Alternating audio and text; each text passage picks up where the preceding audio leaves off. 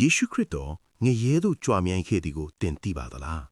ထိုနေရာတွင်ဖြစ်ခဲ့သည့်အရာများကသင်ကိုအံ့အားသင့်စေပါလိမ့်မည်လဝါကတိုင်ပေါ်တွင်အသေးခံတော်မူပြီးနောက်ထူးခြားဆန်းပြသောအဖြစ်တစ်ခုဖြစ်ပွားခဲ့သည်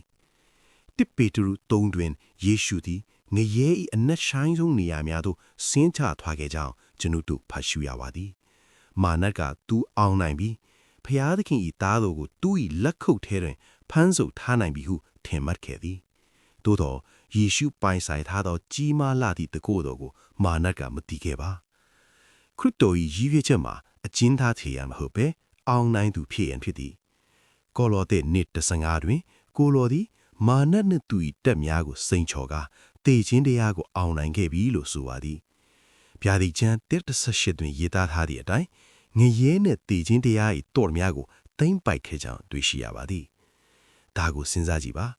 ခရစ်တော်ကိုယုံကြည်သူများအပေါ်တေခြင်းတရားသည်အာနာမဆူမွေးနိုင်တော့ပါယေရှုသည်အရာအလုံးကိုအောင်နိုင်ခဲ့ပြီးကိုရော၏အောင်ပွဲကကျွန်ုပ်တို့အတွက်သာဝရအသက်ကိုအာမခံချက်ပေးထားပါသည်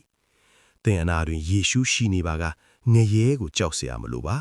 ကိုရောသည်အရာခတ်သိမ်းတဲ့ခွန်အားကြီးမှပြီးကျွန်ုပ်တို့ကိုအလင်းတင်သာဝရအသက်စီသို့ခေါ်ဆောင်နေပါသည်အကယ်၍သင်သည်ဤအောင်ပွဲအတွက်ကျေးဇူးတင်ပါကကျေးဇူးတော်ရှိပါ၏ယေရှုဟုမှတ်ချက်ပေးခဲ့ပြီးယုံကြည်ခြင်းကိုခိုင်မာစေမိတ်ချမ်းသာအတိမြတ်များကိုပိုမိုသိရှိနိုင်ရန် follow လုပ်ထားပေးပါ